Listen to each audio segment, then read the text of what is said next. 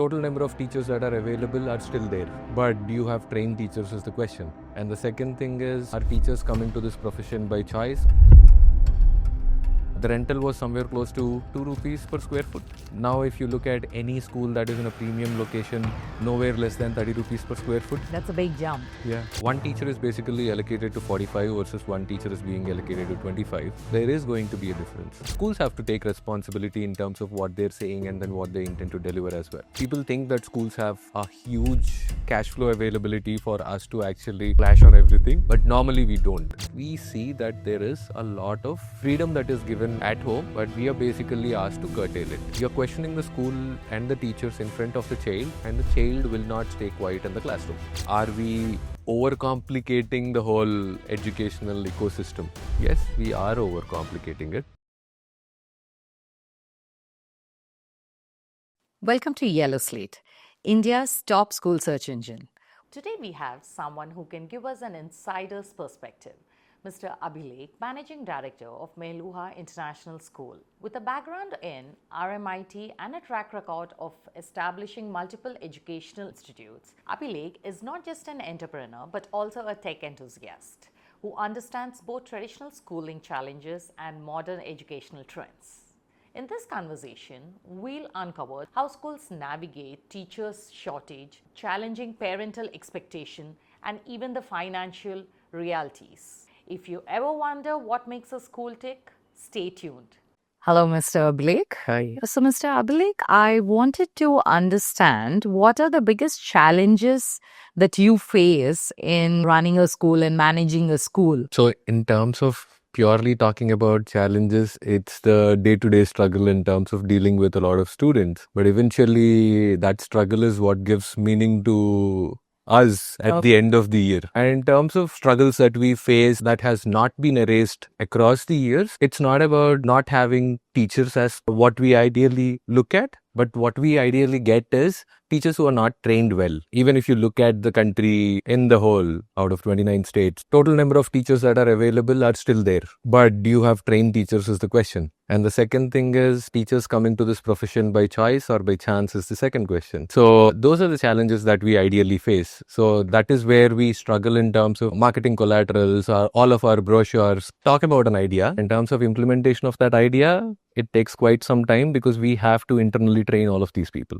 As a parent, I would like to try and understand what is the perspective of a school dealing with their children when it comes to the management. So in terms of purely talking from a very curriculum standpoint, what happens is the curriculum is already defined. If you look at CBSE as a basic example, you have national education policy that talks about what to do in theory. You have national curriculum framework that talks about how to do it. And you have a list of logbooks that you have to maintain for your academics and your operations that needs to be tackled with something called a SQAA framework that CBSE has already given. So the board is already given you a framework for CBSE and you have to follow it. So we have to follow it. That's the basic structure. Now, are all of the schools following it is the question. Most of our parents have concerns about these small hygienes, Right. which we let go of because the school is good. Do you think it's okay to do that? Yeah, it is okay to do that. I am very conservative in a lot of ways.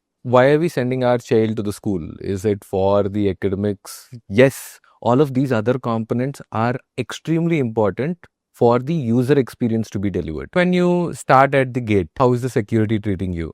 Okay. Are the norms being followed? And how soon are you able to meet the person that you came in to meet? And how is their response if the questions are not standard? So all of this is part of the whole experience, right? Right now, when it was my parent, and if I am a parent, my thought process versus my father's thought process is very different. My father's thought process was, I don't care about anything else as long as there is a teacher who is really good and there is a classroom that my child can sit and study. So the expectations of a generation changed from my father's generation, which was 25, 30 years ago, versus right now. So the school fees also exponentially grew because at that point of time when Chaitanya started or Narayana started, so to speak, it was in 1985, 1988, somewhere around those days. Rental was somewhere close to 2 rupees per square foot. Now, if you look at any school that is in a premium location, nowhere less than 30 rupees per square foot. That's a big jump. Yeah. And at that point of time, there was no rules as such in terms of this is how a classroom ventilation has to happen, this where glasses have to be there, the cross ventilation has to happen. So there is nothing wrong. I mean, we are fighting forward, and my father didn't want to have his life for me. I don't want the same life that I dealt with for my daughter or my son. And that's going to be the reality for human survival, so to speak. So that will never change. So ideally, businesses have to adapt. Businesses have to change in terms of what the parent is expecting, what the child is expecting. And previously, we didn't have something called a robotics lab, a maker's lab, an adult tinkering lab. Now you have schools that are ideally doing walls of activities. Primary don't have more than 20 kids. CBSE says 45 students per classroom, but I don't think international schools anywhere have anything more than 25. The reason being, one teacher is basically allocated to 45 versus one teacher is being allocated to 25. There is going to be a difference. So when it comes to the fee, the founder is the one who decides the fee? Not particularly. Not particularly. So there is going to be a committee that will have, so CBSE also does this. So it has to be a 22-member committee that all CBSE schools have to form. Some do, some don't. That's a different story. So in terms of are we finalizing fees, or we getting any new infrastructure, are we proposing for a new ground or X or Y or Z, any sort of an improvement that happens to a school, most of the schools are coming into that strata of forming that public opinion, having that transparency forward. CBSE ideally mandates about a 22-member team that has to constitute your own parents, your alum, then a few of the industry experts, then some other school's principal, then your board. All of them will ideally sit once every 3 months, and then they are going to talk about what has happened in these 3 months, what are the objectives that we talked about, what are the outcomes that we have ideally delivered. And at the same time, around December is when schools decide what should be the next year fees. As a parent, do I get to know about this committee of any school? Do the school publish it, or does the school name it? No. No, none of, because None when of we go on the website, the members, the managing directors are there, the principal is there, the founder is there, but there is no mention of any committee. Absolutely. But every school has a committee.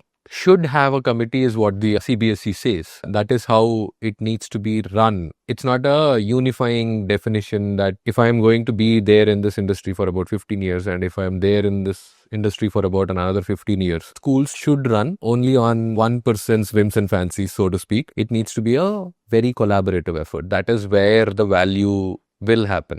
Okay. So as a parent, how do I know whether my child's school has this committee? Can I ask the principal? You can definitely ask. You can definitely ask. But then it's their discretion to actually share what happens in the committee. You must have recently heard of an incident that happened in one of the LB Nagar schools where children were asked to stand outside the school premises in the hot sun because the child was 7,000 rupees outstanding in his fee. Right. When we talk about legal and illegal terms for a school, because you're running a school, can a school do that to a child? No. Okay. No. So that's the underlying answer. So schools can't touch the student at all.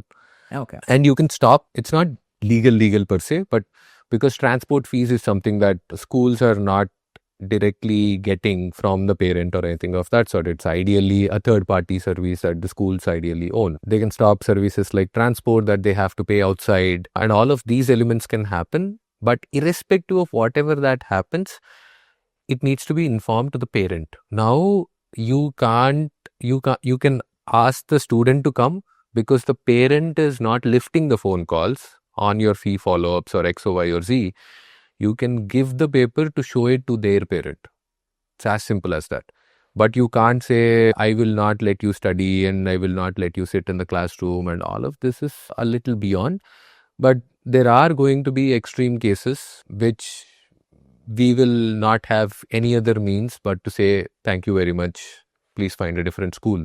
And the reason being, we will also end up paying a lot of people and fees has to come on time. But if we are not paying salaries by 10th, let's say, first is what they say. But worst case scenario, even if we are not paying it by 10, people have all of the liberty to say, thank you very much, we will not turn up tomorrow morning. And again, the parents who are paying on time will also be the sufferers for parents who are not paying on time, because the teacher is the same. So do you see a change in even the fee part with the government coming forward and taking a very strong step on the fee part also? Do you see that happening? Like the incident that has happened. Absolutely. In terms of fee part, the government already has. So if your child is not being allowed to study, you can still approach the consumer court. You can apply for right to education, because we are all unaided schools as such, but then we also come under their scrutiny as well. So there are all of these, but then from a regular human being standpoint, you don't want a rift and screw up your child's education for a year going through the whole ethos. This is the quality you want. This is the price that they're charging. And 99% schools react wild when the parent instigates the process. We have at least 30% of the parents that are not paying on time. So it's a normal thing. People go through phases. Sometimes they're not able to pay. Sometimes they're able to pay. But is the parent lifting the phone call, coming to the campus and then saying that we'll do it after a month? Why don't you give us that leverage? So when the parent comes and talks to you as a school, you understand. Yeah. And you give the leverage. Yeah. It's all the parent need to do is talk. Absolutely. Have you seen parents evolving, or do you feel the parents are stuck and they just leave the children to the school and say it's your job? Not both ways. Good and bad, both ways. The good part being, when we are questioned multiple times, we also make those corrections, because if we are not questioned, we take it for granted sometimes, which is not the right precedent to set. The bad part is you're questioning the school and the teachers in front of the child, and the child will not stay quiet in the classroom. So that's the other side of it. There are going to be good and bad for every sort of a scenario, so to speak. Okay. Did you see any transformation of a child? Can you share an incident? So I'll share two incidents, so to speak. So one from a residential standpoint, one from a day scholar standpoint. So from an international school standpoint, we don't really talk about religion, what caste you belong to. All of this makes zero sense for us once you go beyond a layer is what we think about.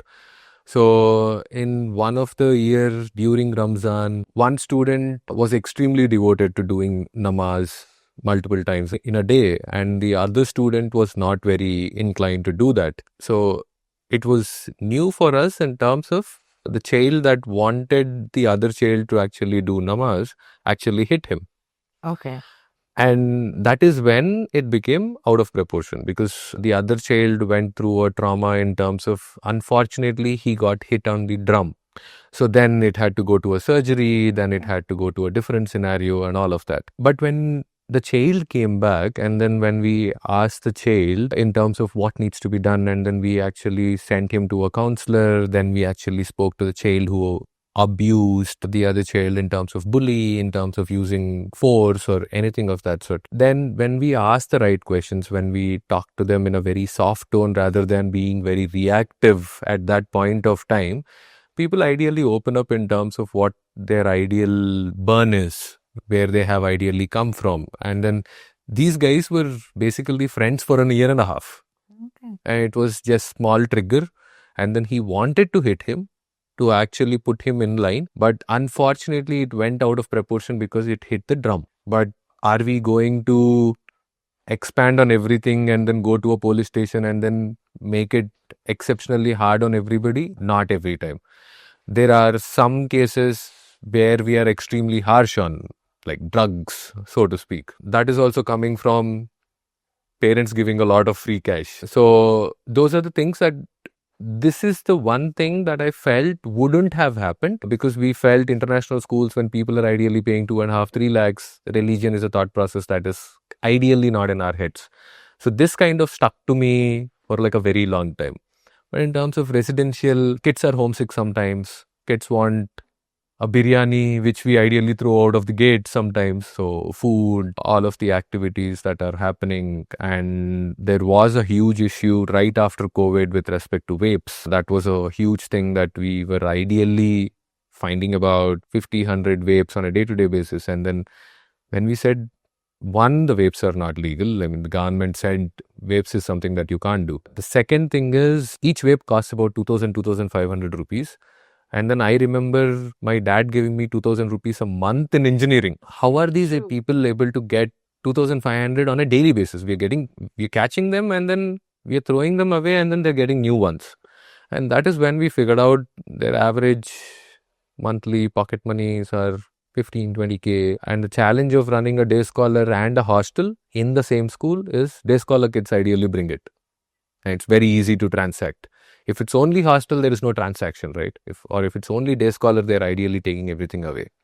But the challenge of doing a day come residential is that. As a parent, what would you suggest a parent to do so that I protect my child? Right. Probably my child is not doing it, Right. but the children around them, around his or her, is doing it. Absolutely. How do I protect? Is there a way, or probably schools can come forward and do something for parents to understand? Schools have to, not parents to, parents already do understand it. I mean, it's not the lack of knowledge for parents. It's the lack of time well spent with their kid is the problem. So, and now in this generation, if you're ideally confronting the child, saying that your friends are ideally vaping, this is not the right friend, they are going to be bullish about it. They are going to say, as long as I'm not doing it, you should not question who my friends are. That's going to be the tone of a child. So that is how kids, they want to be independent, but our role is to make them independent and make them decision makers rather than questioning every decision that they make. It is going to be an up and down kind of a life. It's not going to be a straight line ever. They are going to fall in traps that life throws at them. We have to be supportive irrespective of whatever happens is what we genuinely believe in. In most of the cases, 1% of the cases, there are cases that we deal with multiple times and then they don't change their behavior. We genuinely feel at that point of time, maybe our school environment is not right for them. That is what we inform the parents as well. But 99% of the cases, what we ideally do is we tell them that why this is wrong, what could be the right decision they could have taken in a scenario like this. Most of the cases, what happens is there are people who are passive aggressive, who are ideally doing all of the damage with words. But there are going to be people that are aggressive who are going to do the damage with hands. But the physical violence shows. The non-physical mental violence doesn't show up. So who is at mistake? You could blame both of them at a different scenario if you are going in depth. Be vested in school if you are running a school. Be vested in understanding individual nuances if you are running school. So that is what we genuinely believe in. So that is where the transformation happens also. When you hire teachers, the teacher is not as experienced to train the children. You as a school have to train the teachers. Yes. So how well are the schools training them? So schools are doing that. Really good schools, at least in tier 1, your top, out of those 4% that at least I'm talking about, the top 1%, 1.5% are still doing that. They thrive in this environment only because they train teachers. There's nothing else. And they have systems in place that will actually take feedback. So why do you need assessments for kids? So it's the same thing. So in terms of testing whether all of the thing that I have taught did go into their thought process, are they thinking about it? Are they able to implement it on ground? So the same way for teachers also, that check has to happen. Schools need to implement that check. Now the board doesn't do that. There is no check as you're talking from the board or from the government for the teachers. No. It's individual school that has to. Absolutely. But those changes are, I think, going to get changed soon. From a national education policy standpoint, what is happening is B.Ed courses are now being introduced to regular colleges. Previously, the B.Ed and M.Ed colleges are different. Yes. Now, B.Ed is ideally incorporated into all of your regular UGC graded universities, so to speak. So the government is coming up with this change. Yeah. So the plan is till 2030. Okay. So that is going to be some time, and there are going to be verification flaws, and now schools have to take responsibility in terms of what they're saying and then what they intend to deliver as well. So when we are talking about teachers, sometimes what happens is most of our parents, for languages especially, there's a shortage of teachers is what we feel. How do you think the school has to try and fill that? Is there a backup teacher that they can do? They can do a backup teacher, but now who has to pay for the backup teacher is the question again. People think that schools have a huge cash flow availability for us to actually splash on everything, but normally we don't. So I'm at least talking about CBSE schools. So IB is a different category. Their struggles are very different from CBSE school struggles. But in terms of backup, even if we set up backups also, there will be a little workload for the backup. It's not just going to be 0 periods and then we just want to be like a scenario of if this person leaves kind of a scenario. If we are saying that, what happens is the first person is not motivated enough because they are not the only one. And then the second person will not skill up because they are not given real-time scenarios. So both of them are going to be used for half a time. And when you use an individual for only half their workload, what happens is an empty mind gives a lot of thought processes that are not very good when you're running a system. We want it to be as packed as possible in terms of there are about 48 periods in a week. We at least want to make sure that each teacher has about 30 periods so that they get their experience out. And on the rest of the 18-20 periods within the school ecosystem, they basically with the students in terms of understanding where the flaws are, what can we do better, are there collaborative sessions within their peer group in terms of what has happened with that child, are they doing the same thing in your classroom? And all of this ecosystem is something that we have to do for about 30% of their time. So we know for a matter of fact there is shortage of teachers. Right. That is an underlying thing. So how do you think we can try and fill the shortage? I mean, you feel more of youngsters need to get into the teaching profession, or the government has to do something which encourages people not to just move towards IT, but teaching also? What do you feel? It is very easy for us to say a lot of youngsters have to come into this teaching field. It's very easy for us to say as a statement. Okay. But we also have to contemplate in terms of why they are not. It's saying that right in front of our face. Teaching job is not easy. You're ideally going to 4 different sections, which means you're ideally dealing with 120 to 150 kids on a day-to-day basis. So it's not a job that everybody would want to do on a day-to-day basis. So that's the harsh reality. And doing that, are you getting paid 1.5 times what you would ideally get paid outside? No. The payment, is it equal to an IT job, or it's nowhere close? It is equal to an IT job to start off. So let's say your IT job initially starts off at 25-30K. Your good B.Ed college, they are ideally charging about 35,000 as a base price. Okay. You start well, but you don't grow as aggressively as in an IT job. So let's say we'll pick up COVID time where tech ideally boomed and everything of that sort. Your starting pay scale was 7 lakhs. Within 2 years, people go to as much as 14. 5 years, people go to as much as 24. That's not going to be the trend in schools. But the increment and the fee is standardized at 10% and above in most of the schools. Absolutely. Then why aren't the teachers being paid? So 10% standardization, whatever is being paid, teachers ideally get a standardized rate of 10%. Hike every year. Every year. So Okay. around 7 to 15% depending upon their performance is what all of the international schools ideally do. But your tech jobs are not doing 10%. Tech jobs are doing 40%. Yes. So that gap, That the gap, bridge is always there. And on the other side, the tougher part is you are dealing with a lot of kids, a lot of parents. But the better part is you start at 8:30, you leave at 2:30. So there are going to be perks. Every job has that. And we have a natural tendency of comparing ourselves with the comfort of what the other job provides rather than what the other job demands also. So let's say if you have tech implementation that needs to be done, people ideally work 12 hours, 14 hours a day for about a month to actually deploy that particular product. But that doesn't happen for teachers. You're every day leaving at 2:30 and grade 1 to grade 9, let's say, or your nursery, pre-primary till grade 9. What are you measured against? You're not measured against anything.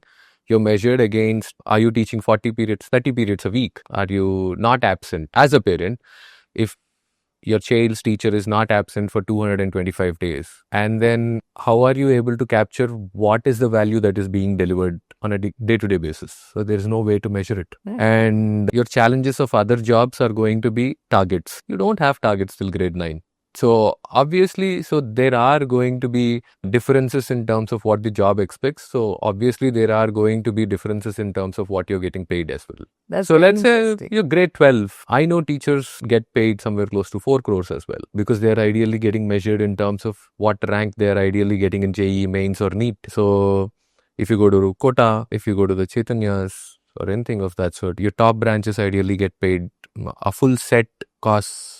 Full set matlab your grade, your physics, chemistry and mathematics, or physics, chemistry and bio ideally get paid between 2 and 4. So the parameters itself Are very different. are very different. As a founder of a school, is there any challenges that you face from parents? Because we keep hearing Absolutely. the term difficult parent. Absolutely. We would want to understand what is a difficult parent or who is a difficult parent. It's not going to be a difficult parent per se. It's about dealing with their thought process versus our thought process. So if there is a mismatch in terms of what we are ideally trying to achieve and what the parent wants us to achieve, that is where the real rift is. And the second problem is going to be there is a time that we will take, any school will take, in terms of having an idea versus having the end output.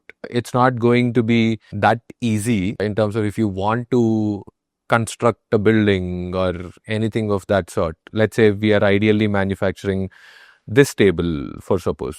Now I'm getting the raw materials within about 2 hours. If I have the right equipment, you have the material right in front of your eyes. But Not the case with it's the not child. the case with the child, with the implementation of any new concept. So let's say we're implementing robotic lab, generally to enable hands-on learning, generally to enable experiential learning, to have the knack of kids having to build something by themselves and then have that confidence. All of that will take about an year and a half. So that is going to be the difference in terms of what the parent might expect, but what we might end up delivering. Is running a school, is it like a financial reward or is it like a satisfactory? It is a very satisfactory kind of a business. You have both the sides that you have. It's not going to be pharmaceutical rich. Okay. So it's never going to be that, or it's not going to be valuation rich. There are some valuations that happened very recently. Yesterday, I think we came across a news where Nord Anglia ideally got valuated for about $14.5 billion. So that's a very different kind of a story. It's not Indian per se. So they have it in 33 different countries. They have about 90 institutions, different segment of institutions. It's not just K-12. But in terms of, at least if I'm talking about international schools, it is going to be viable, but it's going to take about 3 to 5 years. If a new school is started with CBSE syllabus, it's going to take 3 to 5 years 5 years. for it to break even and actually give some money back so that there are going to be new expansions. So as a parent, when I am trying to enroll my child, is it advisable to go to a school which is fairly new compared to a school that's been there for more than 10 years? More than 10 years, what are you getting out of it is the question. Is it standardized, or are you in sync with the vision of that particular school in terms of what they're ideally wanting to do? That's the first thing that we have to look at. If the new school is doing that, I would say go for the new school. Because there is a desire, there is an internal burn within where founders are ideally sitting with all of their cash invested or capital invested, that they want to make sure that the school runs well. So they are more invested. But on the other side, are the founders from an education background is the other question that you have to look at. Now, most of the schools that we see are from a real estate background because they own the land. The rental is about 26% for any of the schools that are newly set up. But are they going to have any pedigree with respect to running a school? That is questionable. So now you can go to a new school. There are a lot of good things, but you have to look at the founders if they come from an education, academic kind of a background. So now let's talk about the new schools. I feel they're cropping up every other day and it's really confusing because the schools are advertising amazing. The advertisings are so attractive for the parent and for the child also. As you've been in the industry, can you tell where as a parent I can say that the school is advertising a little too much or too little? Is there something that you can give us an insight? In terms of insight if the schools are only talking about discovery-based learning or an inquiry-based learning or something that is related to curriculum, then it makes complete sense. But then I am not a huge fan of schools saying your kid gets programming classes from grade 2. I am a little inclined towards Maker's Lab, hands-on learning, experiential learning. I don't believe tech is the only way for building a child's mind. I believe at least till grade 5, they have to play with a lot of tools, do a lot of infrastructural changes with their hands. If you want to be a tech person, you can still learn the syntax at a later date. What are we ideally wanting to achieve between grade 1 and grade 5? It is numeracy, literacy, and communication, so to speak. So are we overcomplicating the whole educational ecosystem? Yes, we are overcomplicating it, but it's for the parents to research a lot more. So coming from a technical background, a tech guy who's saying it is not necessary to introduce technology for your children. No, it at is a not. young age. It is not necessary. They can learn it. They will learn it. Eventually. So what are we trying to build? It's the non-measurable skills. Is your numeracy is a measurable skill. Literacy is a measurable skill. That's the grade 1 to grade 5. That's the ethos that every school has to go with. Social skills is something that we see on a day-to-day basis. That is something that you will see instantly. When you take your kid to social interactions, how well are they moving around? How well are they interacting? Are they bullish? Are they respectful? All of these are very easy to measure. But on the other side, the Montessori way of introducing everything to the child in terms of hands-on learning, experience everything, that is the key component for students to self-explore. So that is what IBCP talks about in terms of inquiry-based learning. Now, if we are able to inculcate that habit, you want to be a tech person, you have all of the logics, ChatGPT can give you all of the syntax. As simple as that. So now we always believe tech is very important, but tech is a tool, but it doesn't replace anything else. So coming to the fee, can you explain the entire part of hike and how, as a school, what makes you take that decision? And what points do you take the hike in? So coming back to our story of the committee, and that is where we ideally take our fee structures and everything of that sort. That is one way to look at it. In terms of tuition fees, we look at what are the new implementations that we have to do. Let's say we are setting up 2 more labs, 3 more labs. It's not going to be one parent pays for all of these labs costs. These are going to stay consistent for about 5 to 7 years, right? So it doesn't get destroyed as such. So that leeway is basically taken. The investment has to be available, which means there needs to be positive cash flow for the school to actually invest all of that money and then get back all of that within about 5-7 years, so to speak. That is how the tuition fees is basically designed to actually pay. It is designed to pay the rentals, designed to pay staff salaries, then cash flow, then your all of these activities, your PE teachers, all of the other co-curricular teachers that you really don't see on a day-to-day basis, all of this is going to get averaged. So that is how it happens. So there are some schools that do grade-wise fees escalation. There are some schools that say you are between grade 1 and grade 12. If you want an admission in my school is standard. My fees is standard. So it can happen both ways. That's pure discretion of what they want to do. In terms of additional elements, what do we want to know? So are these charged at a price that is MRP, or is there price escalation? Yes, there are margins in all of those other elements. I would say except for in transport fees. But slowly what is happening is CBSE has hard and fast rule that says IB and IGCSE doesn't have it. As of the information that I know, but CBSE has a hard and fast rule that you can charge tuition. Food is okay. Transport needs to be a different entity altogether. You can't officially charge transport because transport is a GST driven kind of ecosystem. Anything apart from standard fees, you're legally not allowed to book them on your school society's name. So that's the underlying truth to it. So are the schools following it slowly? They will follow it. As the system gets stricter, slowly everything gets followed. Like how you're looking at income tax filing year on year, it is ideally increasing. So the same way CBSE schools also will fall in track, but it's going to take a lot of time. But there are going to be ways where people can charge additional fees somewhere else as well. Okay. So now we spoke about social media. When children are in teens, when they're just getting there, it gets really difficult for parents to keep a track of what the children are doing. And how do I know that my school is doing it? The schools are not really mending with child's behavior after school.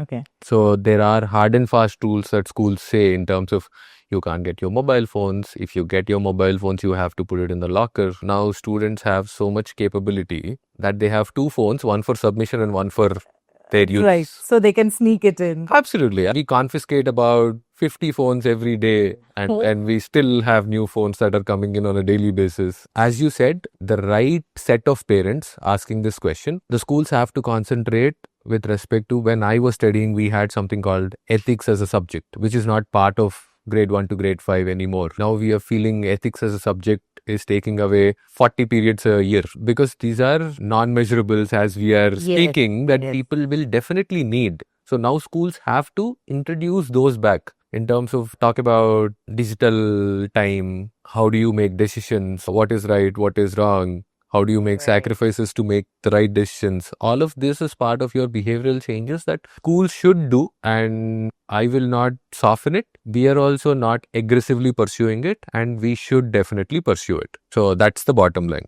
On the other side, there has to be changes from a parent standpoint also. We see that there is a lot of freedom that is given at home, but we are basically asked to curtail it, like the second phone issue. Yes. Like, let's say we have confiscated a phone. We have a lot of parents who will come running the next morning, who will say, we want our phone back. And the next day, the phone is again back with the child. Ideally, you could have let it be with us for about this year and then tell the child that the school is extremely strict, so that there is a level of respect that the student will have towards the school as well. And on the other side, why are we giving away 15, 25K a month to a child? And that free cash is the spoiler. Right. So the parents need to curtail all of these. So and not blame the school. For everything, yes. Because we are a residential school also. We see a lot of parents not able to handle that. They will never be able to say no to their child, but they want us to say no. It has to be both ways. I'm not saying it has to be only one way. The school needs to get these behaviors right. The parent needs to support the school in getting the behavior right. So payments are going to get delayed. It's not a wrong thing. Everybody takes loans. Everybody goes through the process. Now the market is slow. So the cash rich is something that was there like a year and a half ago, not right now.